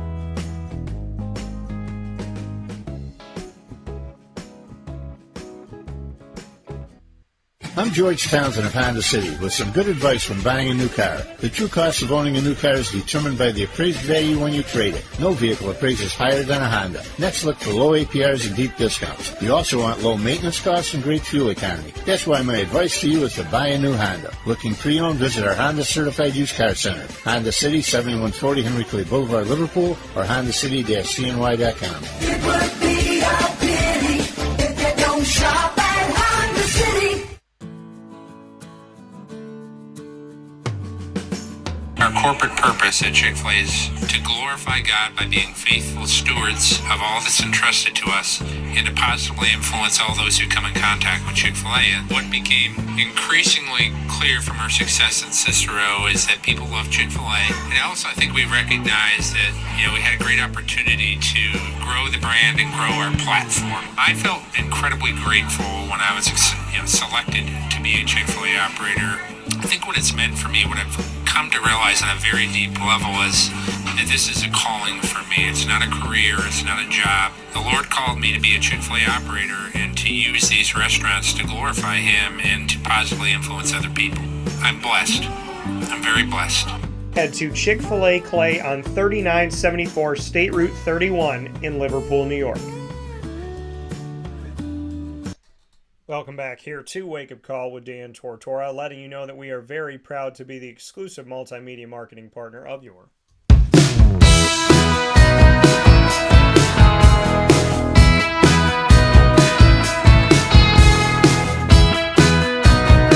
Lemoyne College Dolphins. It's Fins Up every single month on Wake Up Call with Dan Tortora. The Dolphins come to you on Wednesdays during Dolphin time. Wednesdays at 9 a.m. Eastern Time. We're celebrating the Dolphins with AD and DT, and that is every first and third Wednesday of each month with Athletics Director Bob Beretta and myself, Dan Tortora. Every second and fourth Wednesday, the Dolphin Dive, diving into stories of student athletes, coaches, future Dolphins, and alumni. You could get all of this content by subscribing to youtube.com/wakeupcalldt and searching all of our Dolphin content. And, of course, for more information on your Dolphins, go to LeMoyneDolphins.com. I'm going to say it today, bigger than I've ever said it. And I got to challenge myself because I've said it big. On the count of three, here we go. For the Dolphins making history today and the women's soccer team being the ones to do it. 1, 2, 3. Fins up! Fins way up! that's what we're doing here. Fins up! That's what I did. So, yeah, that's how fins up. I don't know. That's a new one for me. Usually I say fins up, but I'm saying fins up for the Lemoyne College Dolphins. Big time fins up for y'all, and I appreciate you. God bless. Go out. Have fun. Hope we get the dub, and you know that I'm supporting you always. So, God bless the Fins, and much appreciation. Go to LeMoyneDolphins.com for more information. Fins way up.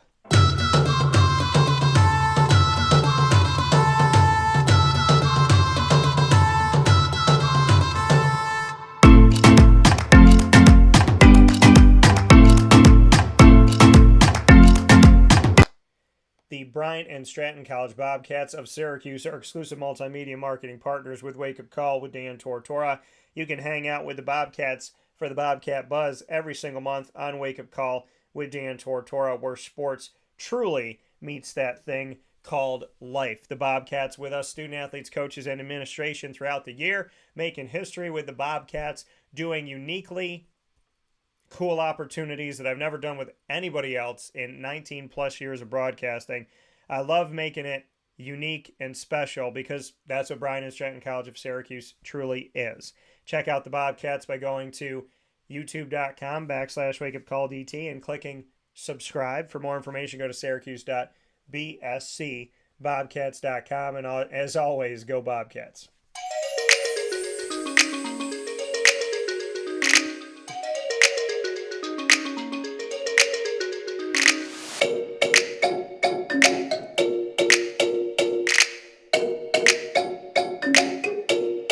How do you not love that music? The Alfred University Saxons are exclusive multimedia marketing partners with Wake Up Call with Dan Tortora. The Saxons come to you during Saxon time. Every Monday at 10:30 a.m. Eastern Time, you will have the Saxons first and third Monday of each month, Presidential Perspective, with the president of Alfred University, Mark Zupan, and every second and fourth Monday, the Saxon Spotlight, spotlighting student athletes, coaches, administration, and alumni. We are about to take over your week next week as we head toward the opening of the Alfred University Saxons football season. The Saxons football team will be taking over Wake Up Call. And I don't know if you're ready for that, but you're going to have to get ready because it's happening as of Monday, August 21st. Can't wait for it. Really excited about it. We're going to have some fun with it. So you can get all of our Saxon content by going to youtube.com/wakeupcalldt and clicking subscribe. And of course, for more information, go to GoSaxons.com. And as always, go Saxons. I hope you all have a great day. I'm going to give this little voice a break. I got a game to watch, and so do you. The Moines College makes history today. Division I debut day. Dolphin D1 debut day. Say that 10 times fast. The Dolphins on the pitch today officially start play as a Division I institution here on August 17th, 2023, when your Le Moyne Dolphins women's soccer team will go off on the pitch, University of Maine, up against the Black Bears, and will have their official game happening. I'm so ecstatic for this. I really am. So you know where I'm going to be, and you know what I'm going to be doing. Watching this game. So much love for them.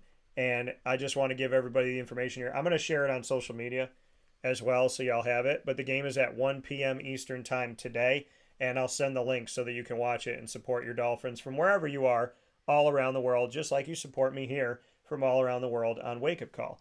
Facebook at Wake Up Call DT, the Twitter at Call DT, and Instagram at Wake Up Call _DT. I have loaded up so many interviews with the Syracuse Orange football team as they head into the 2023 season. Don't miss them. They're on my Instagram story, every single one of them, at wakeupcall _DT.